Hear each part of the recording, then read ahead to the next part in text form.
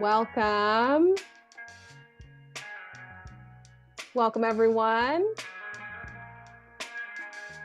Good to see folks trickling in. Thank you so much for being here and choosing to be part of the conversation today about keys to creating alignment throughout your organization. My name's Asia Smith, she, her pronouns, and I'm an executive leadership coach and community catalyst at ThinkHuman.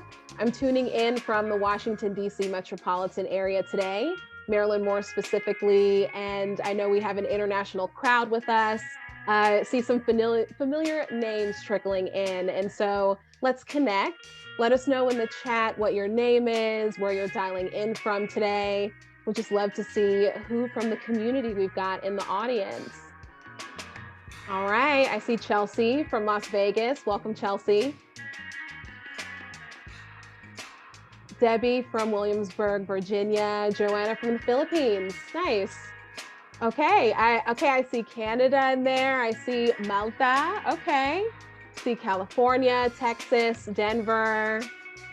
All right, so we've got a nice mix here in the crowd for today, and I see more introductions coming in. Please continue to do so. Welcome to those who just got a shout out, and to everyone sharing the space with us today.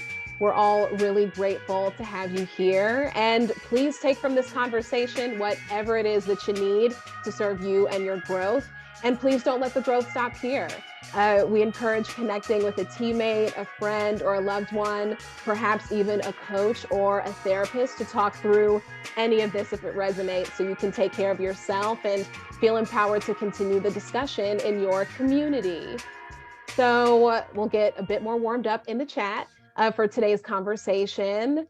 We're almost a full month into the 2023 new year. Time is already flying, so it is important for us to pause and slow down a bit. And so before we dive into the webinar, let us know at this point in time, how do you define alignment? What does alignment mean to you? We know our panel is going to get into this, but would love to hear from the community. How do you define alignment? And just give a second for it to come up in the chat. How do you define alignment? From Katie, rowing in the same direction. Francois, getting your ducks in a row. Yeah. Lillian, everyone pulling together toward a shared purpose. Annie, being on the same page for growth. Yeah. And from Jeff, a unified vision. Love it. From Alma, being all in. And from Katie, everyone on the team knowing the company's mission, purpose, North Star, consistency. Okay, yeah, this is great. And I think especially with all of that and with alignment and bringing together all of these different perspectives, really looking forward to the panel getting into this. And our community has a lot to look forward to learn from them. Great to see folks interacting in the chat. Throughout the webinar, if you feel energized to say something, please don't hesitate to share, comment, ask questions. This is all really great input so far, and your presence and contribution always make the conversation richer. You might spark a thought for someone in the room, or we all might learn something from what you have to say. And with all that being said, this webinar wouldn't be happening if it wasn't for our fantastic partner, Officevibe, and the commitment and heartfelt work of our team and leadership at ThinkHuman to provide a safe and brave space for real conversations in the world, just like this one. I'm thrilled to introduce ThinkHuman and our partners for today's webinar. ThinkHuman is a leadership development organization that supports HR and L&D leaders with implementing community-centered and experiential-based leadership programs for leaders at all levels that are built to support a culture of belonging. The leadership training programs that we offer, in particular our flagship programs, Leader Lab and Mini Lab, are designed to create mindset shifts and behavioral change over time that sticks with a heart-centered approach. Toward the end of the webinar, a poll will pop up so you can let us know if you're interested in hearing from ThinkHuman or Officevibe, who I'll share about in just a moment. In the meantime, I'm just going to put my link in the chat. And this is for folks, if you'd like to reach out to learn more about ThinkHuman, and I'll share my link in the chat toward the end of the webinar as well. For our partner, OfficeVibe, they're an online platform that offers managers an employee experience solution to build better relationships with their people and create the conditions for great work. Their tools are built by experts and backed by data so managers can create positive change for their team in a safe and honest environment. OfficeVibe equips managers, HR, and executives with the right tools to build lasting engagement, recognition, and alignment. It helps your teammates be who they are by enabling them to work at their best in a kinder, simpler, faster, and more human way. So thanks again to our partners and to our amazing panel, who you'll all meet shortly, for helping us bring this event to life. Before we dive into the webinar, we'd also like to share an artistic moment just to help clear our minds and settle in for the conversation. And we hope that this helps you feel grounded and open for today's discussion. Blessing us with their gifts today, we have the soulful Los Angeles-based duo with multicultural roots, Danny and Drew. Their song, Tell Me How You Really Feel, debuted on Oprah's own TV network. And we've had the pleasure of Danny and Drew opening webinars for us before. The community loves it every time, so it's a treat to have them back. So without further ado, here to share a gift from their hearts, please welcome Danny and Drew. Take it away. Thank you so much for having us.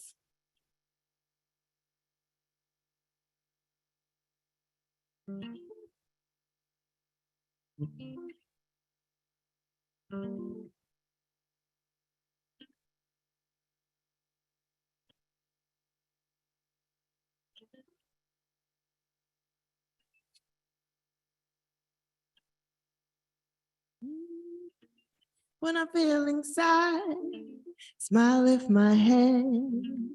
Mind races back, time just off the road ahead. Pushing 85, windy, chilly nights. So dark, we kept on the bright. Based in LA, Oakland Bay through San Francisco, Portland, Seattle, all the way up the coast. Beachfront view in old Vancouver. Oh, Canada. Oh, can it all, can it all, can it all, can it all, only gets sweeter with time. Oh, can it all, can it all, can it all, can it all, only get more beautiful. Too out to bear, most never dare. Chase that dream and let down your hair. To pick up the keys, to get in the car. Take as many U-turns, spark your beating heart.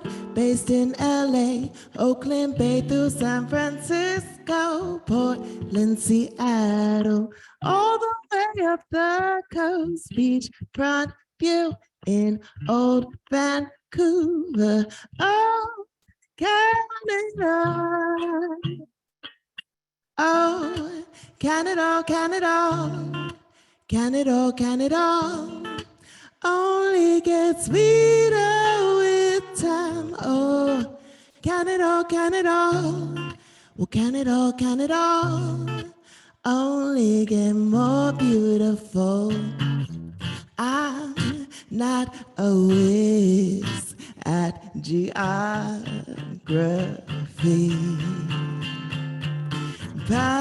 Pass on the map, we won't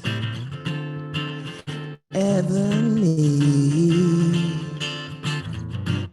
Drew's got a ride in one open sea, so he'll bring the sunshine, I'll bring the beach. Oh, can it all, can it all, can it all, can it all, only gets sweeter with time. Oh, can it all, can it all, can it all, can it all, only get more beautiful.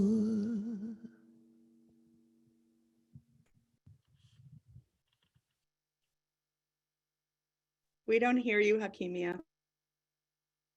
Thank you so much, Danny and Drew. I was on mute. Thank you so much. We really appreciate it. That was so beautiful. So this will make my weekend beautiful, and you're getting a lot of a round of applause in the chat. So thank you again. Welcome, everyone. I am Hakimia Jackson, Global Executive Coach, DEI Board Advisor, and CEO of Divinely Powered. And today I'm your ThinkHuman moderator. So as a leader, you know that strategy, resources, and organizational capability matters. But do you know how to ensure they're aligned? Does your organization need to adapt its alignment model for a sustainable working future to thrive in this new world of work? Achieving alignment in your organization can have a powerful impact. If you could get all the people in an organization rowing in the same direction, similar to what Katie said earlier, with a unified mindset, you could dominate any industry, any market, against any competition, anytime. Organizational alignment is the glue to performance excellence. Alignment is the essence of management. It's not just simply the absence of dysfunction or conflict in the workplace. Alignment helps employees be a part of something bigger than themselves. They feel more engaged and motivated to play a vital role in the growth and the impact the organization makes in the environment. When done right, alignment can be the defining factor in the success of an organization.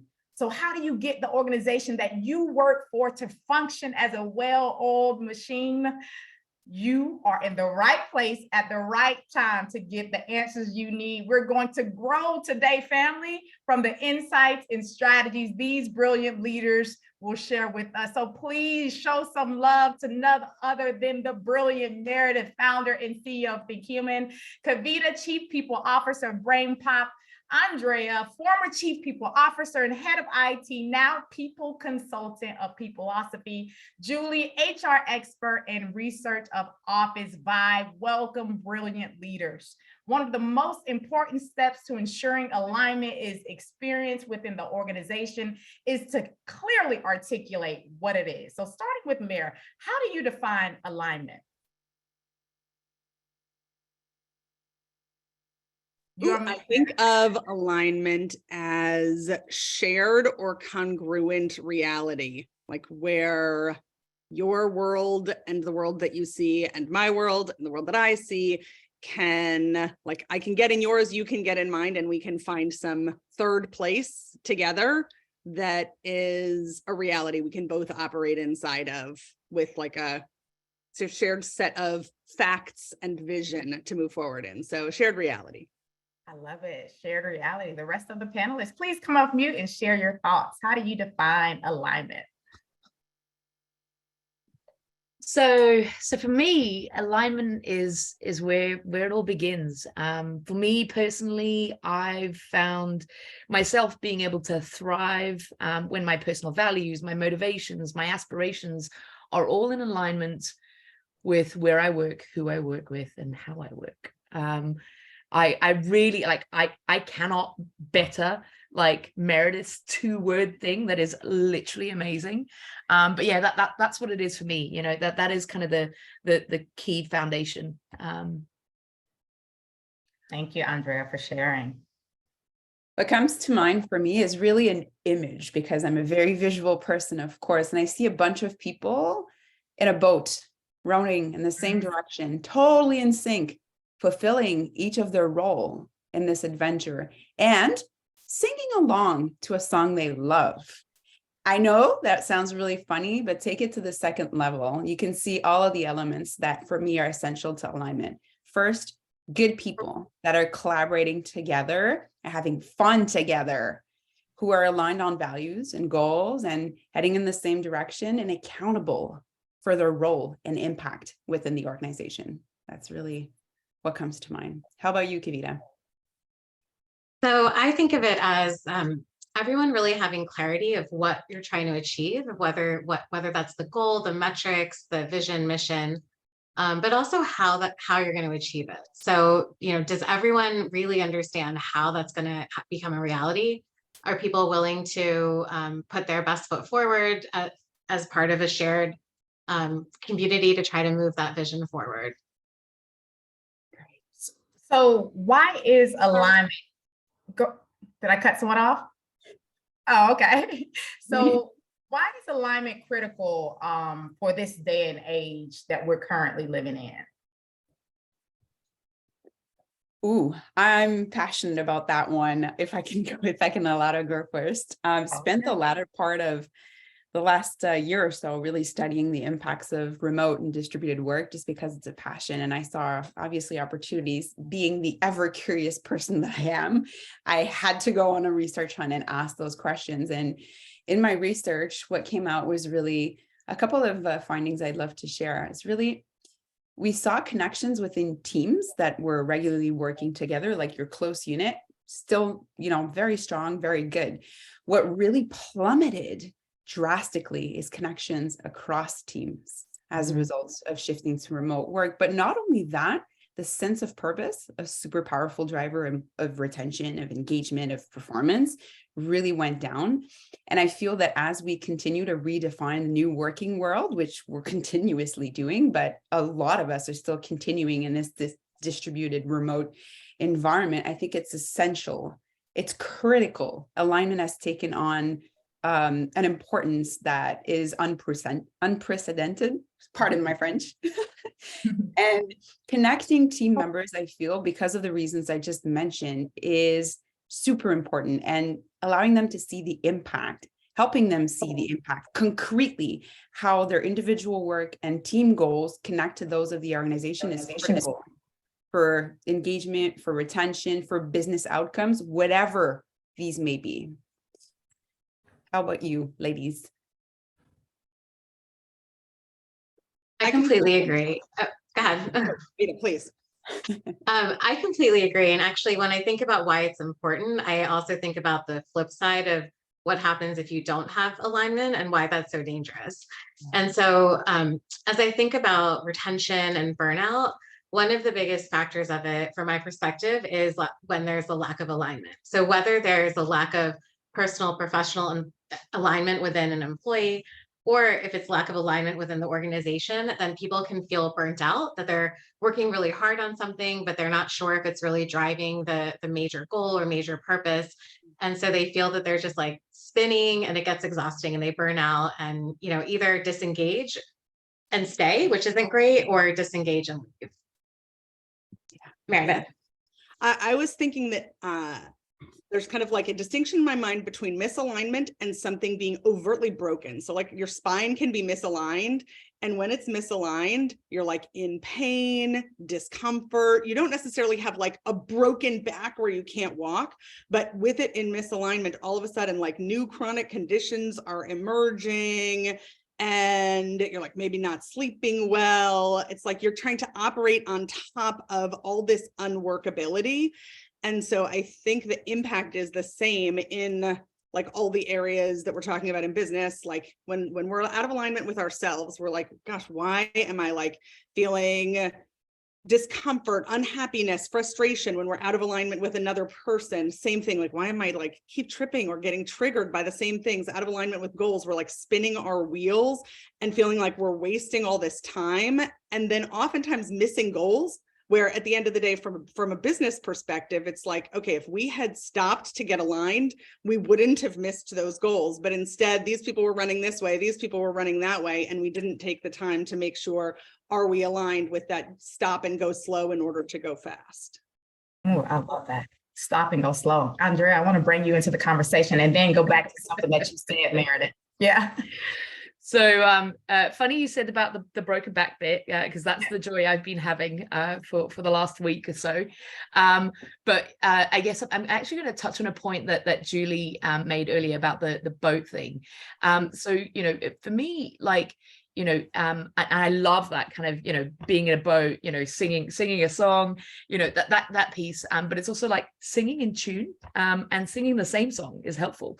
So for, I guess the why it's important is, we can all be in a boat rowing, but if if we're all rowing in a different direction, or, you know, if some of us are rowing faster than others, that boat ain't going to move very fast.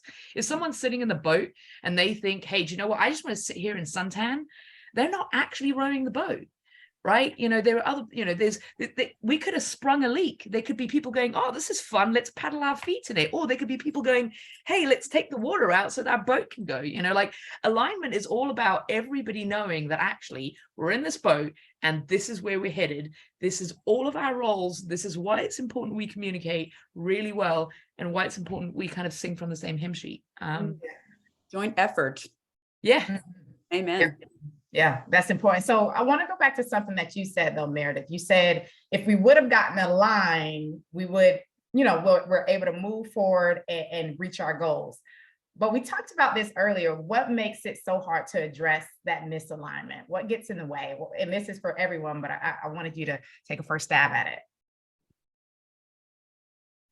I think there's sort of a list of a few things. Number one, I think in some cases it's bias to action. That's certainly a big one for me. It's like, I have a super strong bias to action. So I'm like, let's just go, action, move, go, yes, make it all happen. And then I'm like left 7 different functions along the way where like they needed certain information or to be checked in with versus that like me and whoever I'm working with are running full steam ahead. So bias to action, which is like good intention, bad outcome, but good intention. So that's one.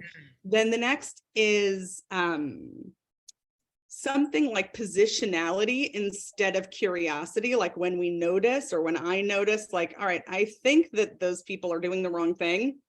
I'm right. So I'm just going to like push my agenda. And that push of like positionality or righteousness versus curiosity is, I think, another reason that we don't get into effective alignment. I see that happen all the time within organizations. And I think it's the combination of like, we want to move fast and we know we're right. So let's go. These people are the ones that are wrong. And then the third is, you know, for many of us, we're conflict avoidant. And so getting into what we talked about, you know, that we sometimes call it, when you have lumpy carpets and everybody's tripping on them, to lift it up and sweep out what's under the lumpy carpets is messy. And like, you know, even though in the end it will create the smooth world we can operate on top of, getting in those messy conversations, many of us feel like, you know, is it going to turn out well? Is it going to create conflict? Is it going to take us backwards? So we're just like, get in the narrative of our head of like, that's not worth it. Let's just keep going on the lumpy carpet. So those are the 3 things that I see. Kavita, how about you? Yeah, no, I definitely agree with those. And just to double click on a couple. One, I would say the power dynamics definitely make a big difference. So when leadership is very confident, as you mentioned, Meredith, and this is the right direction, we need to move forward, it can be uncomfortable for other people to share that they don't agree or have a different viewpoint. So people will they'll say that they agree, but deep down they don't. And then that later on in the process, that creates a lot of issues where you realize you never really had alignment to begin with. You just had superficial verbal alignment, but not true alignment. And then the other piece I would say is when you realize that you might not be in alignment, sometimes it just takes too much time and effort to really say, like, so maybe you agree on something, and even before you start the project, you realize there's cracks in it, but you feel like it's going to take too much time. Am I going to then be the one to disrupt it and derail whatever we're trying to do? So part of the people pleaser side could be just saying, I don't want to be the one that's like going against the grain. So I'm just going to go with it, assume things will all work out. So both of those, I think the DEI lens is so important there to think about, are we creating environments that are comfortable for people in different roles, levels, backgrounds, comfortable to share their opinions? And when they do we make them feel safe, and do we listen, and do we at least consider them? We may not agree with them, but do we at least consider them? Right. Yeah. I think there's also an element of like, so we've kind of touched on this kind of fear of discomfort, right? And then when we get into the discomfort, we start like unpicking it. I think there's an element that I've seen a lot, which is over intellectualizing. And, you know, so I think we're human. The one thing that makes us beautiful as human beings is our ability to feel emotion, and then our ability to translate that emotion into language and into words. And I think when we apply academics and over intellectualize a problem, that's often when we try and look for, data points and data and, all of this stuff. And you're like, dude, like, can we just talk as humans? Can we stop with the corporate jargon? Can we just let's not worry too much about it.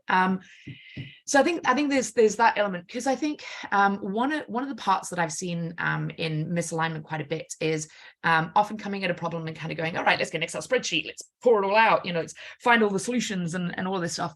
But it's actually going beneath the surface of the stuff that can be put on a spreadsheet and going, how are we feeling about it?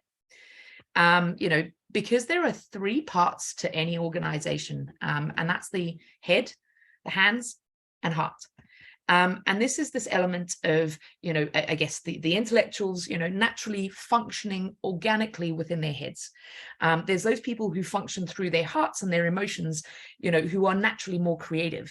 And chucking out, a problem into a spreadsheet and over intellectualizing it doesn't allow you space for creativity. And then there's the last piece, which is like experientially. So when I talk about hands, trying something, throwing something at the wall, seeing what sticks, and seeing if it works, and recognizing that actually, if we're going to be seeking alignment and creating alignment in our businesses, we really need to be speaking to 3 parts: the head, the hand, and heart, and be very, very careful that we aren't inadvertently, naturally, because business is business and it's money and spreadsheets and all of this stuff, going straight to logic and intellectual property. I agree. I would sum this all up in the word ego. I think ego gets in the way of healthy debate, which leads to alignment. You need to allow space for that healthy debate. And I see a question in the chat from Kirsten saying, it can be hard to avoid being a people leader when all other leaders are aligned. How do you respectfully but directly disagree? And I feel that's where the power of curiosity and asking questions comes into play. Ask questions. Yeah. That's how you provoke healthy debate. That's how you respectfully engage into a conversation. And I would. Oh, go ahead, Erin. Sorry. No, you go first, Kavita, please. Oh, I was just going to say, and I agree with asking questions. And I think it's also important to just find one piece of common ground. Say, okay, what is the fundamental thing that we all do agree on? How we achieve it might be different, or what that looks like, but there's got to be something we really agree on, whether it's the business strategy or wanting to create a great environment for employees. Like, there's some basic fundamental thing, and what is that? And then trying to go from there. It's a great idea. I love that too. I was also just going to throw in the mix that from my perspective, feedback is about alignment. Influence is about alignment. Like, we can sometimes think that those things are unidirectional, and that's like where it becomes problematic, where it's like, I'm trying to influence this outcome this way. So like, how do I push this thing this way, instead of how do we create a shared reality and then co-create some outcome where there's like stakeholder empathy and understanding like mutual needs, and then creating some vision and outcome that we can both move forward together. Similarly with feedback, it's not just like, let me dump this thing on you so you can be better, but like, let me share my reality, understand your reality, and land some new place together. So for me, like, what's really fundamental about alignment is this concept of a third door, that it's like not mine and not yours, but someplace new that we land together. And when we're looking at alignment as that third door, it allows us, I think, to approach like, okay, I get it that everybody's here, and that's like interesting and compelling to me. I'm here. Is there some new place that we can find that's a shared reality that moves us all forward? That's not like a dilution or watering down of anything, but actually like a better new place, because we have that diversity of thought. Yeah. That understanding piece, Meredith, that you talked about is key though, right? You see we've seen a lot of people share, especially when it comes to D&I, but what's missing, the gap is the understanding, the empathy, right? For us to create this shared experience, we have to both be willing to understand. But I want to go to the community because Rowena asked a really good question, and forgive me if I messed up your name. Have any of you ever found the perfect alignment, or if anything, just gotten close to it? You know, share a story. Where was that great alignment experience versus non-alignment? Mm-hmm. The closest I've come to it was when I was leading people and culture at Jobwell. I felt that the company was so aligned with my personal, personal mission, vision. And I felt the culture was for myself at least, I felt the culture was very aligned to what I believed in. I felt every employee was really mission oriented and trying to achieve the same goal.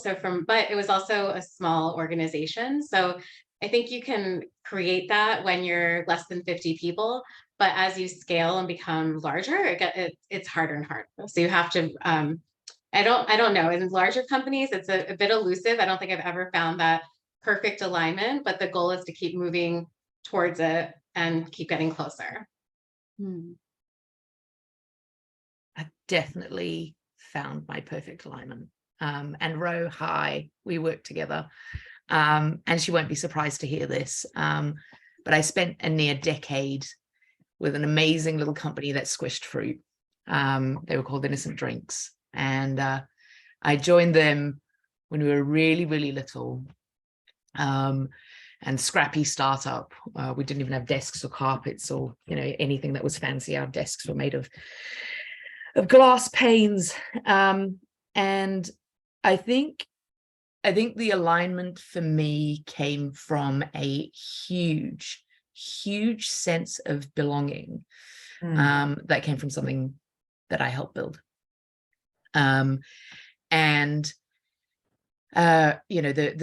The way in which that business operated, and kudos to the three founders who were phenomenal, was hands down and is hands down. I can walk into that building today and still feel like I'm at home.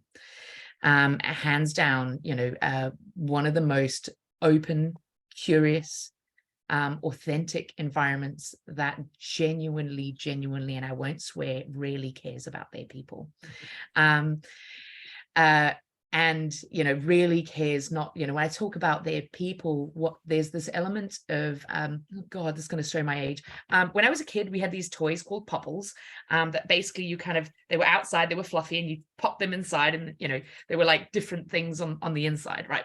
Now with Innocent, one of the gifts that they had, and they still have today, is that they are on the outside who they are on the inside. And there is no disconnect between that. How they treat their consumers is exactly how they treat their employees. And there's something incredibly special about that place. I'll stop gushing, but that's where I found true alignment. Everything: mission, vision, values, true listening, authentic business building, genuine pivoting and listening to their people and their consumers. So yeah. I just want to jump on the heels of that. Firstly, thank you for sharing that story, Andrea, and say that I think we all know that experience of when we're in alignment or out of alignment with our own values and what that feels like. And then when we're in alignment or out of alignment with an organization's values, like in each case, there's like an integrity issue that's present, right? It's like, oh, something is off. And when you said, Andrea, about the organization was the same on the inside as the outside, I think that goes it goes at the level of the individual and as at the level of organization. Like, am I true to as the inside in integrity with the outside? And when those two things are lined up, I actually think not only are we more functional as individuals, but so much more functional as organizations.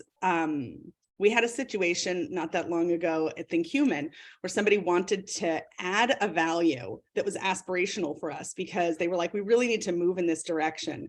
For better or for worse, I'm not trying to say I'm right about this, but I had a strong view that like we can't add that value till it's more true about us. Like we can't be like, it's good to have aspirations of the directions that we move, but like we need to be saying who we are, that we actually are, versus something different than that. And when that's present, I feel like it really unleashes something in people. I worked in an organization in my 20s that we grew from a startup to $200 million in 4 years and sold to a public company where it was a good business model. People were unleashed in terms of like direct, real communication to be able to have the hard conversations, and that inside and outside alignment.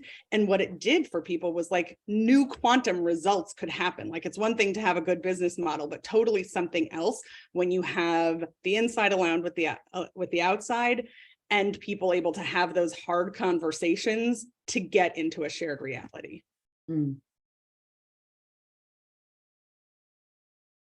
Any additional thoughts? I can speak to similar experiences, and just to the fact that I think all of us may have gone through a form of something like the stories that were described. Same early in my 20s, I began working in a company where I felt good, but at home.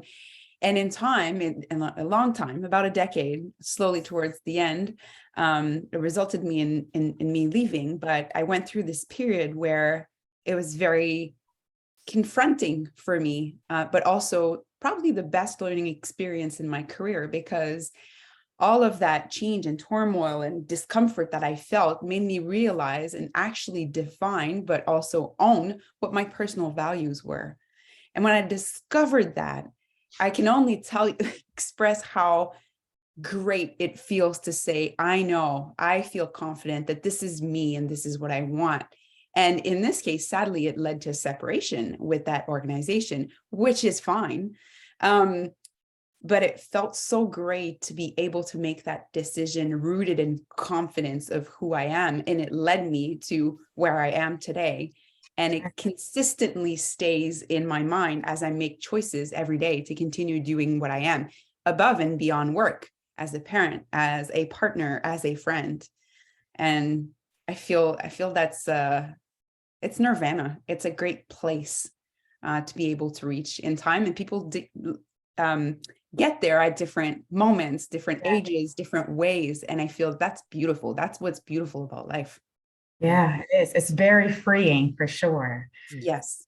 Yes. Hakeem, can I answer a question or bring up a question that came in the chat? Yes, go ahead. I was going to go to one that Naomi posted, but go ahead. You go first. I'll come back to this. All right. So Naomi said, she's asking, how can we approach alignment when HR isn't honored as an equal weight business partner? Gosh, this is really hard, right? You know, it's really tricky because there's this element of like, how can you influence something when you don't have a seat at the table? I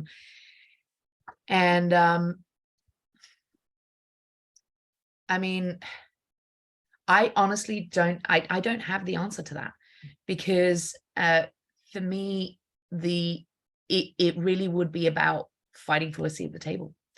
You know, that it would be, you know, there's this element that goes, you know, how hard do you work for something that doesn't recognize your value? And I genuinely don't have the answer. I haven't been in the unlucky situation where I haven't been in that situation, but the single most important thing is finding a place and having conversations perhaps of why there isn't a seat at the table for influence. I would add, so for me, even when I've officially had that seat at the table, there are different points where you feel like you have more or less influence. And what I've always come back to is data. So when I, you know, as a HR leader, I will lead with what I think is right and why I feel that way and what the employees want. And I sometimes have to take that step back and say, okay, if I'm not able to have a convincing argument based on the right thing to do, then I have to go back to data. So whether it's survey data, whatever kind of data, benchmarking data you have to try to influence that decision, for me, that's been the most effective way. And then if you don't have a seat at the table, whoever you report to or whoever does, like, get the data to them and have them be the one to represent you. Great idea.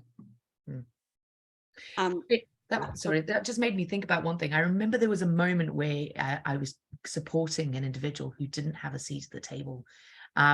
And it was also an element of learning to recognize that sometimes the way people need to hear things is different than the way that you communicate them. So if they're, you know, if they're the kind of person that just wants really short sentences, and you're naturally emotive and use a lot of sentences like I do, you know, it's recognizing that actually there's either an element of somebody who needs to take your voice to the table, or that you actually learn to pivot it ever so slightly, still with the same content, but keep it short and sweet. Adapt to the personality style, adapt to the person and the outcome that is important to them. Yeah. Totally. I just would jump on two things about that that you all have been saying, including Yassine in the chat, that we can influence the influencers. There's usually like an ecosystem of how things are moving, and understand like, okay, not just our boss, but like who else is influencing how this is going, and how can I influence them even from the sidelines.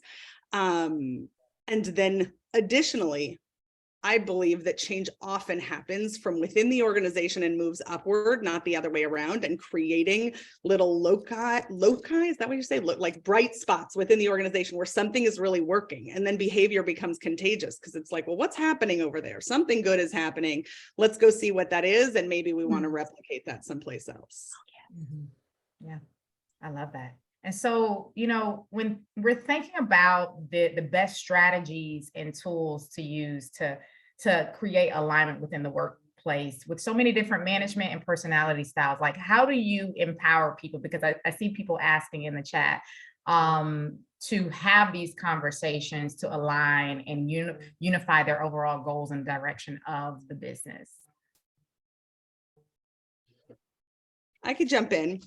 I think it's about a combination of teaching clarity and curiosity. And I think those things have to be laid out as expectations of leaders and then trained. And in that order. First is expectations, because without the expectations, like the training is just like, you know, throwing it down the drain. But first really laying out those expectations and reinforcing those expectations, that leaders provide clarity and curiosity, that it's not a tell, it's a inquiry to create with people, and then teaching that. And I think teaching people about the impact of teaching leaders specifically, like people leaders, the impact of lumpy carpets, the idea of a third door, and then it's really only three pieces people have to learn. Is like, once you know the impact of lumpy carpets and that there's a short third door, it's like, okay, I share my perspective, I ask about yours and genuinely listen and ask at least a few questions to understand your reality more. And then we land at a new place together. So on the curiosity side, it's not like a complex alignment framework that people have to learn, but it starts with curiosity. And then on the other side is clarity. And for some leaders, just the expectation that they are providing that level of clarity. Like, what does success look like for people? And continually reinforcing that. I will say, as a leader, that is definitely my weakness, is like, I'm moving a mile a minute, my thoughts are changing, and people are like, whoa, you did not take us all with you. What is clarity? So I think it's those two pieces, clarity and curiosity. I think that there's something I could add to this. So, and that is like, focus on progress over perfection. Remind yourself that it is totally, totally cool to start small. You know, a scrappy is better than crappy, or none at all. You know, if you know, you don't have alignments and you don't have OKRs, or you don't have KPIs, or you don't have mission, vision, values, all of this stuff, it can be really bloody daunting to start and go, well, where do I start? You start by chucking something at the wall, and you start scrappy, and you start with one action, one task. And when it comes to kind of, you know, creating OKRs, create one. If your company doesn't have any, start with one, and that's okay. You know, if you've never tried it as a company, try it as a team. Try small. There is no shame, zero shame in doing anything in small bite-sized chunks. You know, Rome wasn't built in a day, and it's recognizing that you're gonna make mistakes. You're gonna get it wrong. You're gonna disagree with each other. You're gonna want to throttle each other's necks. But it's recognizing that actually you're human at the end of the day, and it's all about progress over perfection. Sure. Hands down, every time. Hands down. Couldn't agree more. It's the place to start. And then once you get more organized, more structure, you add to that clarity and that concept of a third door, when your leaders are there, when you've thought those singular and most important things, you add on consistency, I feel, through rituals, whether it's one-on-ones between managers and employees, between peers, all hands, alignment, like consistency and ritual around cross-departmental alignment, which can be very hard to achieve as you're growing as a company. I think that's the piece you layer on top. I'll layer one more on top of that, which is transparency. So Yeah. so in order for there to be alignment, people have to know what you're aligning on and then have some reference point they can go back to. So whether it's, I love the idea of just start with one goal. So whether it's one goal or you have a full OKR cascade from company to team to individual, just having somewhere that employees can reference it real time and see progress, whether it's monthly or quarterly, but having that information available to everyone in the company will help everyone feel that they are aligned and they understand how they can contribute towards its goals. I've got 2 more things to add. I love those, and I promise. So I got two more things to add. One is like double down on your listening mechanisms. So literally, you know, so whether it is forums where people chat and discuss, whether it is tools where people share feedback, whether it is surveys, whether it is, you know, your listening mechanisms, one-to-ones, coaching sessions, group calls, retros, whatever it is, double down on that. And then the second piece I forgot, and I will tell you in a second. +1 on Andrea on the listening. I remembered it. Go on, no, you go, Meredith. I was just going to +1 to say those listening mechanisms allow us to identify misalignment before it becomes super problematic, where it shows up in other organizational issues where it's much harder then to correct. Yes. 100%. Yes. And I remember the other one, which is if you are going to create goals, targets, objectives, whatever words you want to create, whatever words you want to use, do not ever set goals or targets that are so stretching that they're unachievable, that are so stretching and aspirational, because what you will do is inadvertently create moments of misalignment. You will create moments of friction. It's totally cool to shoot for the stars and hit the clouds, right? But make sure that you're actually going, do you know what? Green is the clouds. Stars is like bright shining yellow, you know? Just don't do that. I've seen it happen in some businesses, and it's not worth it. It's a recipe for disaster.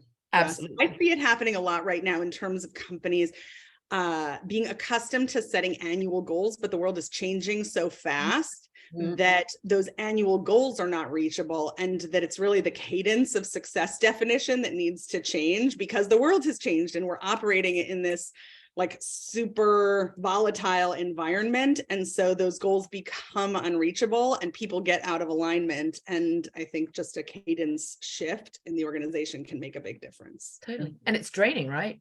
When you've got a goal that you just can't reach, and it feels like you're being set up for failure. Like, you know, as a group, like there's this element of like, celebrate every single milestone. It doesn't matter if it was 2 contacts from 2 new consumers when you had 0. That's a big deal. You know, like literally every single milestone creates a culture of gratitude and celebration. Recognition. Yes. Yeah. To your point about being like set up for success. So I started my career in corporate finance, and I always think back to that as I think about people and culture strategies. So a professor told me something very simple that's always stayed with me. Strategy is your resource allocation. And it seemed so simple, right? When I heard that, I was like, I want my money back on my tuition. This is way too simple for strategy class. And the more I thought about it, it started to ring more and more true, where you can say you have a strategy. So Andrea, to your point, you can have this big, huge goal, but is it resourced appropriately or not? And if it's not, then you're just setting people up for failure. Sure. And I think likewise, you can say you have, you know, I'm very passionate around DEIB. So you can say you have goals around DEIB, or it's a priority, but then have you allocated resources to it? And resources could be budget, people, leadership attention, time, right? So if you haven't, then is that really your priority? Is that really a goal? So I think as people leaders or HR leaders, like thinking back to whatever we say is a goal, if it's not resourced, it's not really a priority, goal, or a strategy. It's really important to set people up for success. Oh my gosh, Kavita, that is so good. Firstly, I wrote that down. That's a keeper. And secondly, it just loops back for me to that idea that Andrea, you said about integrity of the inside to the outside. Like, are the two things lining up? If you define success as X, but then you don't resource for it, that is an integrity issue that everybody is then operating on top of, and creates dysfunction. Totally. It breaks trust. You know, it is so you've hit the nail on the head on the dysfunction bit. You know, in the I guess where is the book? 5 Dysfunctions of a Team. Yeah. Like trust. You're breaking trust. You're breaking an opportunity to kind of trust each other and make magic happen. Mm-hmm. Repeat the saying again, Kavita. Strategy is allocation of resources. Exactly. Yeah. But I honestly think about it even in my personal life. So if I have a goal or strategy goal, whatever, about wanting to run a marathon by the end of the year, then I really have to ask myself, what is my resource allocation? So whether that's time, budget, attention, am I really like taking the steps towards being able to do that at the end of the year? Otherwise, it's just a dream, but you're not really taking actions towards it. Absolutely. I don't know if you guys have noticed, like, the words that we're using. There's only one other tip that I'm going to give to those who are struggling to make stuff like this happen. Bin all the corporate jargon. If the word strategy creates, like a traumatic, allergic response, change the words. If the words objectives creates a traumatic, allergic response, change the words. Like, bin it all, and start again, and start talking about it. Quite simply, the way some of these teams, some of these people here have been talking about it. Goals are goals, strategy, whether it's resource allocation or direction, like, just start using human terms and remove everything that other people would have seen coming from other businesses and gone, that word scares me. That, feedback means I'm getting fired. No, dude. Feedback also means that you're doing a fantastic job. So true. Yep. So true. And just listening to everything that you all said, from curiosity, consistency, transparency, all these things, I'm also thinking about the emerging leaders, right? So you all are also modeling the behaviors that you want in the culture, which is very important. So when we think about misalignment and alignment, people are looking, they're watching. Your organization, your teams are saying this type of leader is acceptable and this type of leader is not. And so for the ones who stand on something like you all here, you're saying, hey, this is what we stand for. Our values matter. Then culture is how people behave when no one's looking. Oh, yes. Yep. So, and Jennifer says in the chat, bin it all. She loves it. And so with that, we are going to take a short, quick little break. A poll, please. We would love to know which organization you would like to connect with. These leaders here, please don't leave right now. They've shared their insights. They've shared their time with us. Please connect with them to learn more about this topic of alignment. So the poll should have popped up.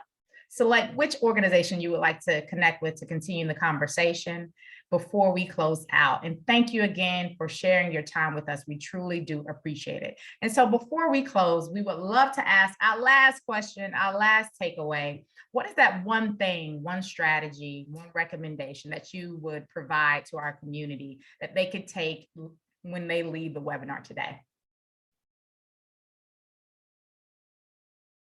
I can start. No, Julie, you go. No, go on. Okay. I'm one of words and lots of sentences, so I'm trying to condense that. Yes, I want you to leave with the fact that, yes, alignment is about tools and process and business outcomes and goals and all that stuff. But always remember that it's also powered by people, trust, and relationships. The one takeaway I want you to take with you from everything we've said and points I've brought to the table is, don't forget the people side of alignment. 100%. These aren't my words, but I'm going to leave you with them. For me, they're not mine. But it's basically a build on, we're making a cake of love here. So basically my word, the thing I would add is people won't remember what you did, but they'll remember how you made, I guess, how you made them feel. You know who that is, community? Maya Yes. Angelou. Yes. 100%. And this is it. So, you know, when you're seeking alignment, remember there's an element of doing, but there's also an element of being a human and exploration and bringing your whole self, messy, chaotic, you know, creative to that conversation. And there's an element of alignment that goes align within yourself before you try to align others, because you will, and how you feel about a topic, a conversation, a situation, a company, a piece of work will resonate. And that is what people remember when they're in their deathbed, teeth in saline in a cup, going, how that person made me feel. And you will be proud of knowing that you've put them in a good place. And why is it important to align with self first before anything else? Put your oxygen mask on first. You can Talk about that. You know, like that's really it. Like you cannot expect joy if you haven't created joy within yourself. You cannot expect amazing things for people to achieve if you haven't shown them what success looks like. Be demonstrative, you know, in what, you know, what you're doing or what you're talking about, you know, demonstrate it. Yes, preach. You got an amen a while back. I wanted to tell you that.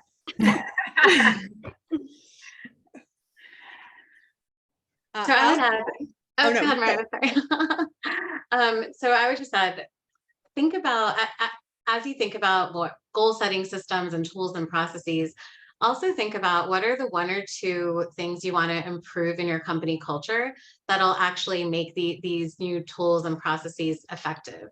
The example I'll give from my company, Brain Pop, is that we have a very, very ambitious mission. We want to impact all kids' education everywhere in the world. So it's very difficult to prioritize. How do you, so when we have goals and ideas, how do you say no to something when everyone cares so much about achieving this mission as soon as possible?